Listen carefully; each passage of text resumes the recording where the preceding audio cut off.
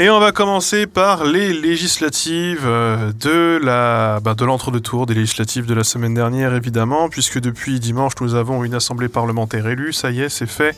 Et cette campagne d'entre-deux-tours s'annonçait complexe, puisque dès le soir du premier tour, il était impossible pour la majorité présidentielle de trancher, d'appeler à faire barrage ou non. C'était extrêmement compliqué. Donc du coup, je vais revenir sur tout un tas de choses. Pour commencer, évidemment, une petite revue de la presse. Là, on a par exemple La Croix qui nous expliquait que Macron a été considéré unanimement par la presse européenne comme fragilisé par la coalition NUPES, la coalition de gauche, qui est, aux yeux de la presse internationale, le premier groupe d'opposition politique, quoi qu'on essaye de nous vendre en réalité depuis dimanche. Ce qui est quand même important, puisque ça, on y reviendra la semaine prochaine probablement. La différence entre groupe d'opposition, parti d'opposition, coalition d'opposition. On joue un peu sur ces termes-là pour aujourd'hui nous faire croire que le Rassemblement national serait le premier parti d'opposition, ce qu'il est peut-être dans les faits, en tant que parti à l'Assemblée nationale. Mais ce qui compte, ce n'est pas tant le parti que les coalisés. C'est-à-dire que, pour faire en 2 secondes, la majorité présidentielle a toujours été définie comme la majorité présidentielle, alors que la majorité présidentielle est en l'occurrence composée de plusieurs partis. Il n'y a pas que La République En Marche dedans. Et ça, c'est déjà le cas depuis 2017. Donc, il faut vraiment réfléchir en termes de coalition parlementaire. Quoi qu'il arrive, Marine Le Pen a expliqué que, bon, évidemment, Jean-Luc Mélenchon faisait le jeu durant le premier tour et durant l'entre-deux tours de Macron. On se rend compte depuis dimanche que les cartes sont en train d'être rebattues de ce côté-là et qu'on pourrait vraiment revenir sur cette déclaration, puisqu'en l'occurrence, ceux qui font acte de plus haut de respectabilité possible et de paraître les plus conciliants, c'est le Rassemblement national, où Marine Le Pen a affirmé qu'on lui avait proposé le gouvernement d'union nationale, en disant qu'ils voteront les lois qui seront nécessaires en responsabilité au peuple français, etc. Donc l'opposition, elle fait quand même sacrément la gueule. Eh bien, pour comme une partie de la presse, le duel des législatives, c'était Macron-Mélenchon. Et c'est un problème d'ailleurs, puisque c'est un duel de législative. Ça ne devrait pas être comme ça en réalité. Ça devrait être une dualité de programme. On est sur du législatif. L'extrême droite était considérée comme en difficulté malgré tout. On se demandait s'ils allaient avoir un groupe parlementaire. On disait à ce moment-là de la campagne, dans l'entre-deux tours, il y a une semaine, ils auront peut-être un groupe parlementaire. Ils courent après depuis 1986. Et puis oui, c'est quand même compliqué. Là, le barrage, là, c'est quand même extrêmement compliqué, tout simplement parce que le barrage républicain n'existe pas. Le barrage républicain est mort, il est mort et enterré, et ça dès le soir du premier tour, évidemment. On a par exemple, et là c'est Sud-Ouest qui nous l'explique, que Robert Villa, président LR de Perpignan Métropole, président LR, a appelé à faire barrage à Jean-Luc Mélenchon et qu'il voterait lui-même pour le Rassemblement national. Donc. Et on a également tout un article de Libération, je crois, non, de France Info, de Libération.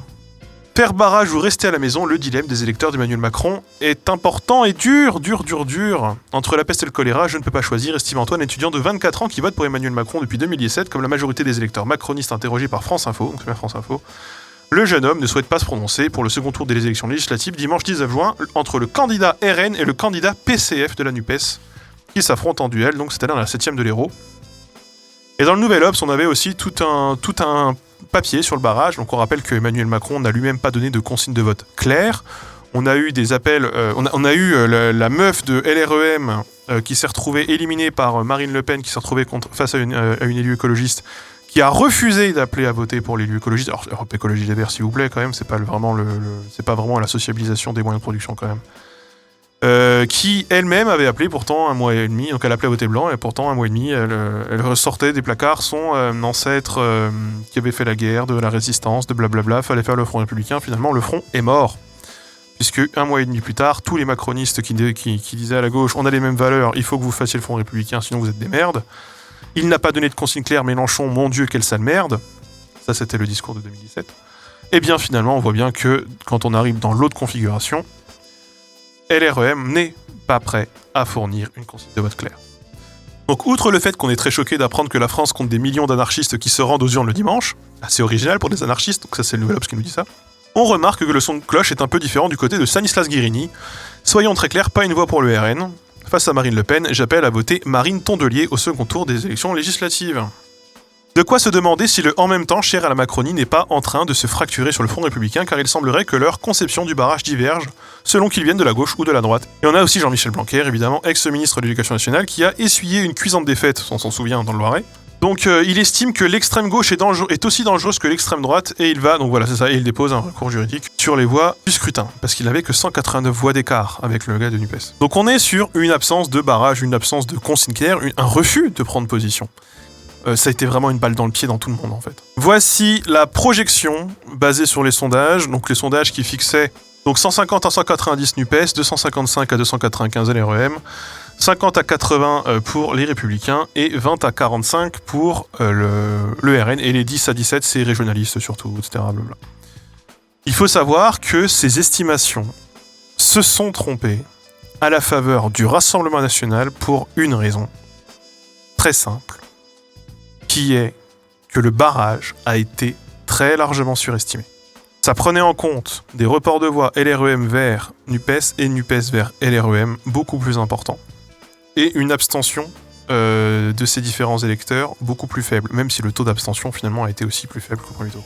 Donc on est finalement sur une assemblée où on est à 245 pour tout ensemble, qui est en dessous des plus hautes estimations, et NUPES encore plus en dessous des plus basses estimations. Parce que le RN, personne ne l'avait vu venir, fait 89 députés, passe devant LR. Eh bien, en gros, globalement, c'est effectivement des histoires de barrage. Là, je vais vous raconter une petite histoire. J'ai eu mon père au téléphone. Voilà, mon père qui a voté, comme une bonne partie de ma famille et de mon village, à l'extrême droite, dans une circonscription qui était du coup la première circonscription de Haute-Marne, où était donné gagnant dans les projections LREM. Voilà, donc moi je me doutais fortement que l'ex-secrétaire d'État Bérangère Abba, élue LREM, ne repasserait pas, parce qu'elle est particulièrement détestée par une partie de la population dans le département. Il s'est passé deux choses, globalement. Il s'est passé que certains avaient déjà franchi le Rubicon durant les présidentielles. Ils n'avaient pas fait le barrage parce qu'ils détestent tellement Macron qu'ils sont prêts à voter Le Pen pour chasser Macron, on en est là. Et donc, c'est un vote qui n'était pas quand même très assumé. Les gens de gauche qui ont voté gauche au premier tour, qui ont voté à gauche toute leur vie, qui ont été votés Front National ou RN au second tour pour virer Macron, c'est pas des gens qui le vantent ou qui le clament. J'en connais, je l'ai su, parce qu'ils le disent à certains, qu'ils le répètent, etc., donc je l'ai su. Je sais que c'est le cas d'une partie de ma famille, par exemple, qui ne me l'a jamais dit directement. Eh bien là, ils me l'ont dit. Parce que là, ils m'ont dit, mais attends, voilà, regarde, nous on a fait ça, ah ben oui, vous venez nous donner des leçons comme qu'on n'aurait pas dû aller voter, mais regarde Macron, il appelle pas à voter, il appelle pas à faire barrage contre le RN. Il nous l'a bien mis profond, il nous a bien niqué, c'est-à-dire que tous les comptes gauche qui ont été votés Macron, ils se retrouvent avec un mec qui va choisir le RN pour faire des accords, ou en tout cas qui va s'asseoir sur la gauche et qui va tout faire pour niquer la gauche. Alors que la gauche l'a mis au pouvoir, en gros c'est la rhétorique. Et en mode, pour les législatives, qu'il aille bien se faire foutre. Nous, plus jamais. En gros, l'absence d'appel à faire le barrage, en gros, pour une partie des gens que je connais en tout cas, notamment des gens en Haute-Marne, encore une fois, eh bien, ça a complètement décomplexé ce vote RN du second tour de gauche. Voilà, ces gauchistes qui ont voté RN au second tour, et qui se sont dit là, eh bien là, nous, on va voter pour le Rassemblement national. Et mon père m'a dit cette phrase au téléphone, il m'a dit, moi, je veux pas un député de plus pour le RN, je veux un député de moins pour Macron. Voilà. Alors mon père, il se disait, c'est pas grave, ils auront 30 députés. Sauf que j'imagine que cette logique, elle a été mise à profit dans tout un tas de circonscriptions, et ça a été particulièrement compliqué. Et d'ailleurs, donc du coup, à la question pourquoi du coup le RN a fait un score qui a finalement autant été sous-estimé, cela s'explique notamment par le fait que les reports de voix pour les candidats opposés au RN ont été très mauvais, les candidats d'extrême droite n'ont pas suscité de crainte des électeurs qui leur étaient opposés. Quand un candidat RN avait un duel avec la NUPES, les électeurs d'ensemble ne sont pas allés voter pour le candidat de gauche, et quand un candidat RN face à un candidat d'ensemble, les électeurs de NUPES ne se sont pas non plus déplacés. Il n'y a plus de front républicain, sauf à la marche pour les candidats LR, quand ils étaient face aux candidats du RN. Ce qui est assez fou. Parce que les électeurs LR, on va le voir, ce sont les plus à même de voter RN, et c'est aussi ceux qui bénéficient le plus du front républicain. Alors du coup, les reports de voix entre deux tours.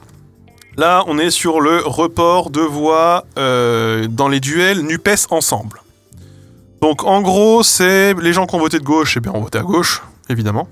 Quoique, ceux qui ont voté à gauche, divers gauche notamment, ou des gauches qui n'étaient pas NUPES, se sont quand même beaucoup reportés sur ensemble, malgré tout. Ou se sont abstenus, il n'y en a que 1 sur 2 finalement qui s'est déplacé. Donc les reports de divers gauche sur NUPES, notamment des socialistes dissidents, Moyen, 1 sur 2. Bon, évidemment, Ensemble a voté ensemble. LR a très très marginalement voté à gauche et puis surtout voté ensemble, ça pas de surprise. Et le Rassemblement national, c'est kiff-kiff. Voilà, c'est kiff-kiff. Mélenchon-Macron, kiff-kiff. Voilà, kiff-kiff ou abstention.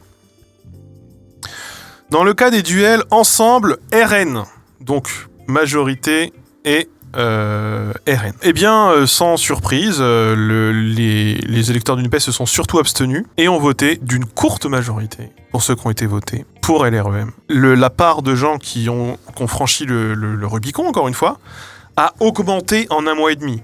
Ce qui est assez drôle, du coup, c'est que chez les divers gauches, on est quand même sur un équilibre aussi. Bon, évidemment, Ensemble a voté ensemble. LR a surtout voté ensemble. Et le RN a voté RN. Voilà, évidemment, on va pas... Et dans les duels NUPES-RN, eh bien bon, la gauche a voté à gauche. Ce qui est marrant, c'est qu'encore une fois, les divers gauches ne vont pas trop voter NUPES. Il faut savoir que Mélenchon est gros repoussard. J'ai beaucoup lu d'articles et beaucoup de gens disent « D'accord, mais pas Mélenchon Premier ministre ». Je comprends pourquoi l'argument « Votez pour moi Premier ministre », c'est autant rassembleur qu'un problème qui suscite des divisions et du rejet chez beaucoup de gens.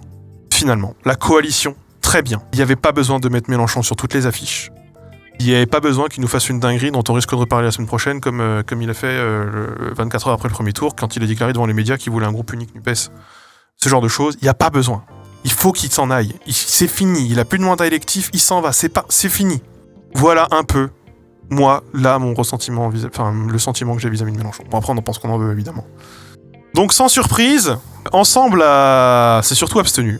Mais on a quand même un rapport de 2 pour 1 entre ceux qui votent NUPES et ceux qui votent RN. C'est quand même beaucoup de gens qui sont partis voter RN.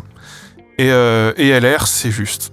Mais quand même plutôt NUPES. Incroyable, c'est les gens qui votent Zemmour. Il y a quand même 10% qui sont allés voter NUPES au second tour contre le RN. Donc, quel est le bilan de cette assemblée ? Malgré tout ce qu'on nous a vendu, oui, oh mon Dieu, payer un gouvernement, machin, etc., il se trouve que la majorité des Français, selon un sondage qui a été fait je crois que c'était hier ou avant-hier, la majorité, je crois de 52% des Français sont satisfaits globalement du résultat des législatives. Et 71% des Français sont contents qu'Emmanuel Macron n'ait pas eu de majorité absolue. Je crois que ce scrutin, quoi qu'on en dise, contribue peut-être à mieux digérer ce mandat pour beaucoup d'entre nous. Et c'est un petit plaisir sans nom de voir Macron galérer de mon côté, puisque je le déteste. Je déteste cet homme, je déteste son programme, je déteste son projet politique, je déteste tout ce qu'il représente. Donc évidemment, moi, quand j'ai vu hier Macron rappeler qu'il avait été élu sur un projet clair, ce qui est faux, et qu'il fallait lui filer des députés pour faire sa politique, et qu'il donne une espèce d'ultimatum au groupe politique, j'étais en mode, putain, le Parlement, enfin, va pouvoir statuer texte par texte, créer des coalitions sur les trucs qu'il faut pour essayer de faire quelque chose. Alors évidemment, je suis pas content qu'il y ait 90 FAF au Parlement, évidemment. Par contre, je suis content que l'Assemblée reprenne une place dans la 5ème République. Et ça fait bien 20 ans qu'elle n'avait pas eu ce rôle. Donc je suis plutôt content pour ça. Et voilà, bon, on va voir ce que ça donne. Moi, je pense qu'il y a quelque chose qui est en train d'être construit et je pense qu'il y a quelque chose qui est en train d'émerger. Par contre, ce qui va être intéressant, c'est... Il se pose une question directement ensuite. À quoi sert le gouvernement actuel tel qu'il est constitué, étant donné qu'il ne reflète pas la majorité du Parlement ? Ce n'est pas un gouvernement voulu par le Parlement, il n'a pas été voté par le Parlement, en tout cas par ce nouveau Parlement. Il semblerait cohérent qu'Elisabeth Borne démissionne, ce qu'elle a voulu faire, que sa démission soit acceptée, c'est une grande première, Macron l'a refusé, pour qu'un nouveau gouvernement soit formé et que ce gouvernement soit constitué soit d'une majorité large, pour appeler d'union nationale, même si ce terme n'est pas très bon parce qu'il fait référence à des épisodes de guerre, ou alors à une majorité absolue, d'accord, voilà, en gros, se mettre d'accord sur un projet cohérent. Moi, j'attendais plus pour NUPES, même si je me faisais pas vraiment d'illusions. J'ai été content de voir qu'Ensemble avait si peu. Et RN, c'est beaucoup. Ouais, c'est énormément. C'est énormissime. Et ça me laisse perplexe de voir ce que ça va donner. Et je n'ai pas compris non plus, dès le dimanche soir, tous les appels des gens du camp d'ensemble. Je pense à François Bayrou, notamment, François Bayrou. Je pense à lui, notamment. Je pense à tout un tas d'élus LREM, Horizon, qui nous ont expliqué calmement qu'il fallait gouverner avec tout le monde à partir d'aujourd'hui, y compris avec le Rassemblement National, ce fameux Rassemblement National contre lequel il fallait faire barrage. Et bien maintenant, il faudrait gouverner avec lui, notamment pour ne pas gouverner avec la gauche, qu'on se le dise. Pour ne pas gouverner avec ceux que vous avez appelés à faire barrage. Vous appelez un camp à voter pour vous pour faire barrage, et vous vous alliez au camp contre lequel vous avez appelé à faire barrage 2 semaines après la fin du premier tour des législatives. Enfin, non, même pas une semaine. Et 1 mois et demi après les présidentielles. Ils ont enterré, ils ont scié la branche sur laquelle ils étaient assis, je pense. C'est ceux qui profitent le plus du barrage républicain et qui, en vrai, juste qu'on se mette d'accord. Si Emmanuel Macron et Ensemble s'étaient mis d'accord avec les dirigeants de NUPES sur des accords de barrage, vraiment sans faire de chichi et en étant clair, Macron aurait peut-être sa majorité aujourd'hui. C'est ça qui est fou dans l'histoire. C'est ça qui me tabasse les boules. Ils ont poussé tous ceux qui avaient fait le barrage et qui font le barrage depuis des années dans les bras de l'abstention d'une part, ou alors en partie dans le camp d'en face. Ils se sont assis sur... En fait, c'est vraiment... C'est pas...